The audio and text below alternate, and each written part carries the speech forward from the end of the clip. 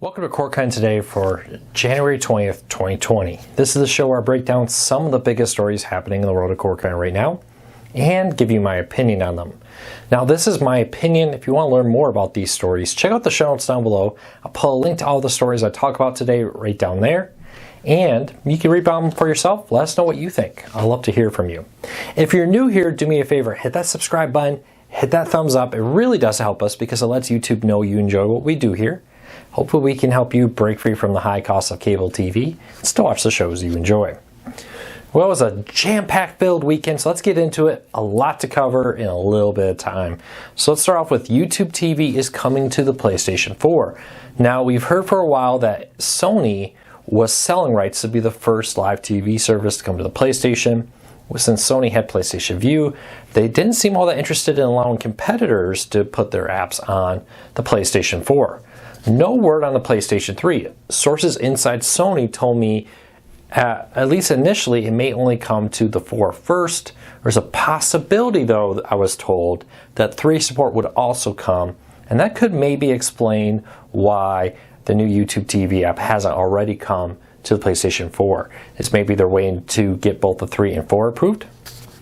But Sony actually sold these rights. So YouTube TV paid Sony, according to my sources, for the right to be listed as the preferred replacement service. You've probably seen those emails, or if you have PlayStation View still, if you open up PlayStation View right now, it's recommending you switch over to YouTube TV with that. And it's very clear that this is a sponsored deal.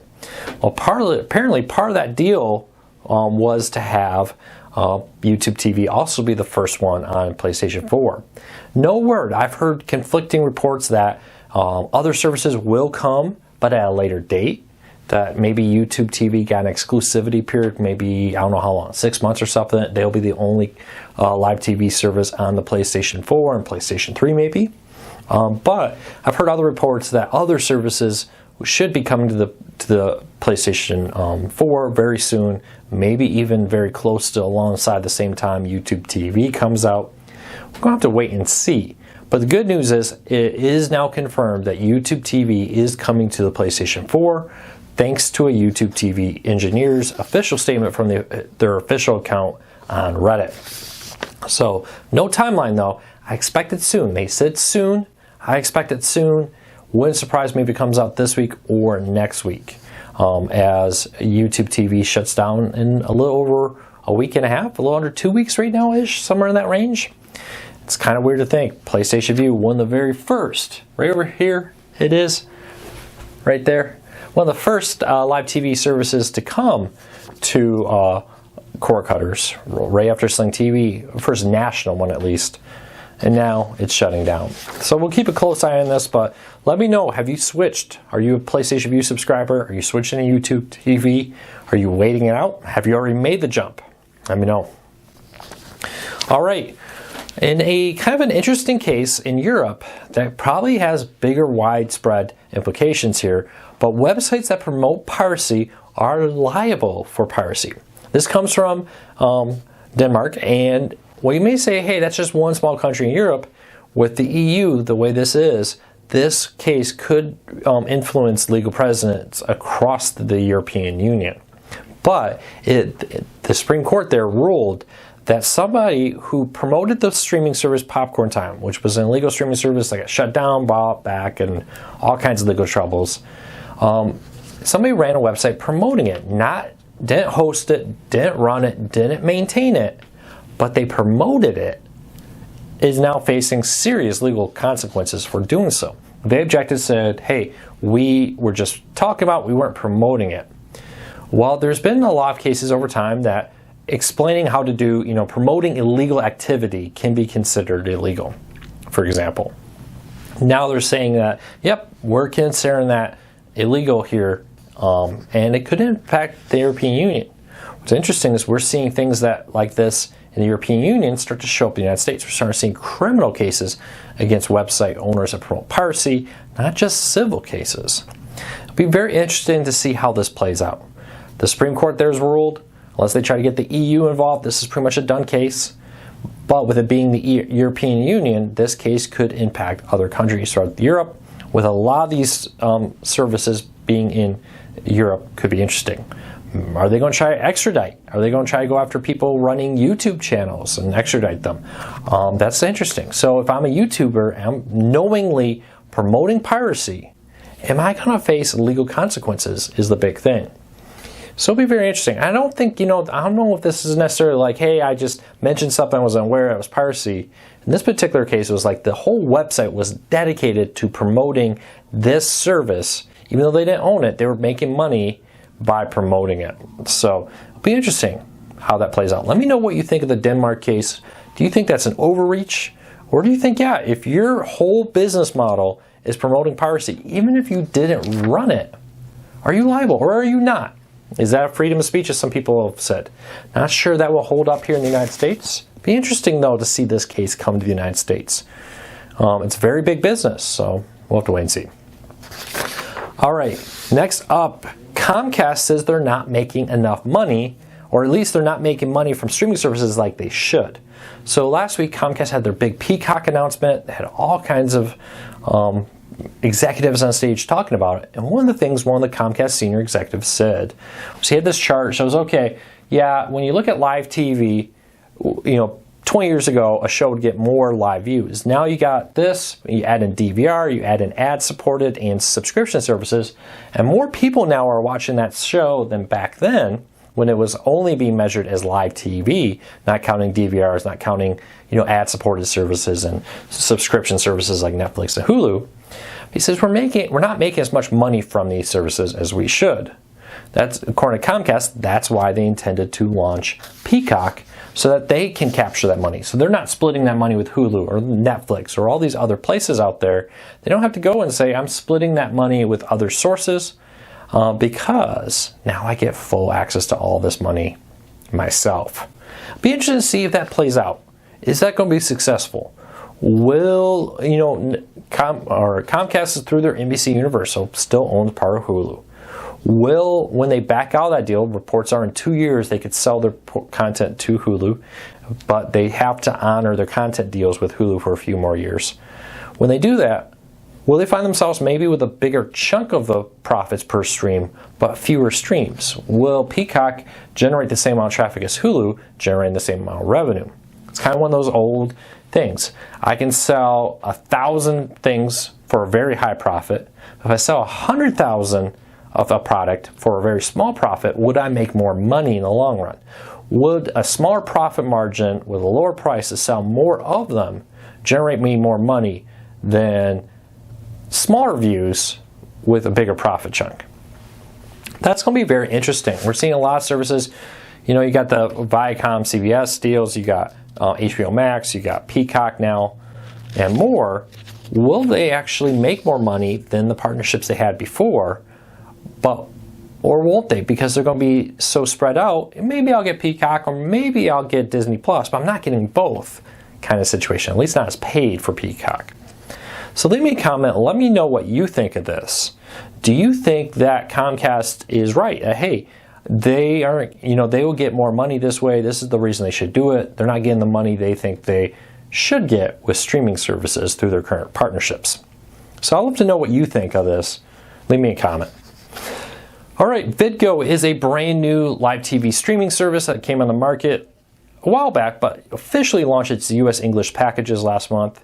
VidGo has confirmed to Core Cards News that in the next 60 days, they will be adding additional local channels over at there, that they're partnering with many different services or locals to bring them. Currently, they have some locals owned and operated from like Fox, for example, and they intend to bring in more over the next 60 days. So if you've been thinking about VidGo, but you wanted your locals, VidGo wants to make it very clear that adding locals are very important to them.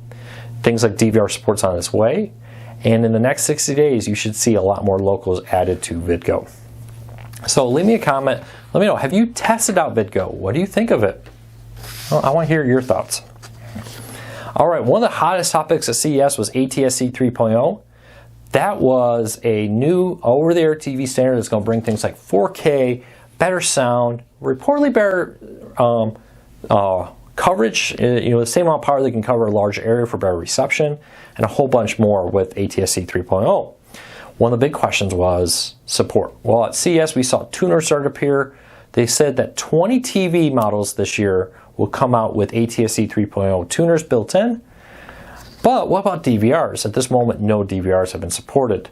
TiVo last year released a concept, a proof of concept that they could connect a ATSC 3.0 USB tuner to a TiVo and record over-the-air TV through that in ATSC 3.0. But now Tableau has confirmed to TechHive that they are looking into it, that they are looking into the ability to sell a DVR that will be both ATSC 1.0 and 3.0. So you'd be backwards compatible with the current standard and yet allow you to record the 4K over-the-air TV transmissions of the new ATSC 3.0.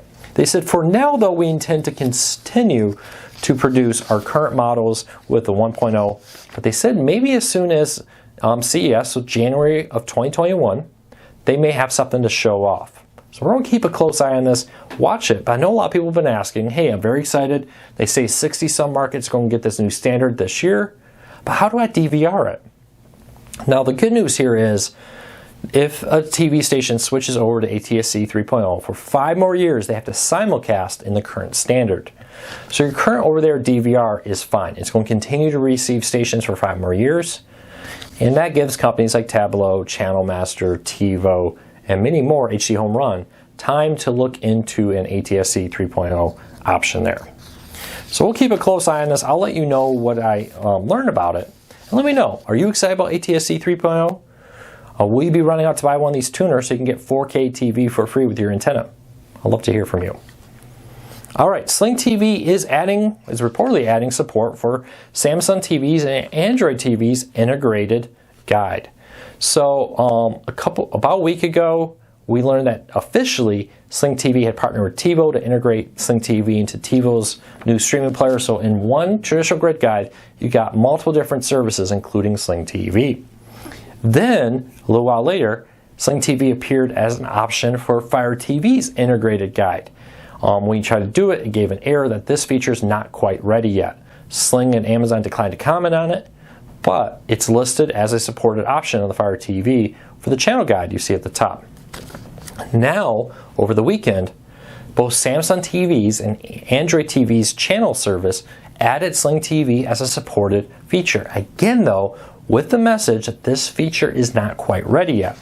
Sling TV has not commented about this, but it seems that Sling TV is working to try to integrate their service into as many guides. The great thing about these is, like with channels or Amazon Fire or Samsung TVs, you plug in an antenna to it, or for Fire TV, use a recast, for example. It will put your antenna channels right next to your Sling TV channels, right next to like your Pluto TV channels. One of these popping up early, could be a mistake. You could have said, well, it wasn't meant to be added to the Amazon Fire, for example. But to have the official support added to the TiVo, and then the exact same thing now appear on Android TV, Fire TVs, and Samsung TVs, it's starting to look like Sling TV has a big mission here, big vision of integrating it in, but they weren't quite ready to make that happen yet. So we're going to watch this very closely. Have you noticed Sling TV appear as a login option for any of these other similar services out there? I'd love to hear from you and what you have seen. All right, moving forward, AT&T wants to make it easy for HBO subscribers to access HBO Max. AT&T has announced that they are working hard to ensure that HBO subscribers will be able to sign into HBO Max with their current subscription. So HBO as a standalone is currently the same price as HBO Max for now. We'll see how that plays out. HBO Now is still going to be around. They said they're not shutting down HBO Now, but for $14.99 with HBO Max, not only do you get HBO content, you get a ton of additional content. And AT&T is hoping that this will get more people to subscribe to HBO directly through them, because they get a bigger piece of the pie there. Instead of giving Comcast, for example, part of each monthly subscription, they get to keep it all. And this may be an effort to do that. Exactly how they intended to very easily make it so that HBO subscribers can move over to HBO Max, we don't know yet. But good news, if you have HBO Now and you want to also have access to HBO Max, you're going to be able to do that. We just got to figure out how. We got a few more months until the service goes live, so we got time. But good news, it's coming. All right, that's it for today. Don't forget, if you're new here, hit that subscribe button, hit that thumbs up. It helps us a lot. Hopefully we can help you. If you have a tip, if you have a deal or some type of news you want to share with us, go to cordcuttersnews.com. That's cordcuttersnews.com. Click on the Contact Us. Send us as much detail as you can. The more detail you send us, the easier it is for us to find it, to write a post about it. So include a link, include as much detail as possible about whatever news you're sharing. Or maybe it's just a deal. Maybe you say, hey, here's a link to a great cord cutting deal on Amazon, Best Buy, wherever. Well, I hope you all have a fantastic Monday. I hope you're staying warm. It actually got kind of cold down here in Texas. So I'll see you tomorrow. Take care, everybody. Be safe out there.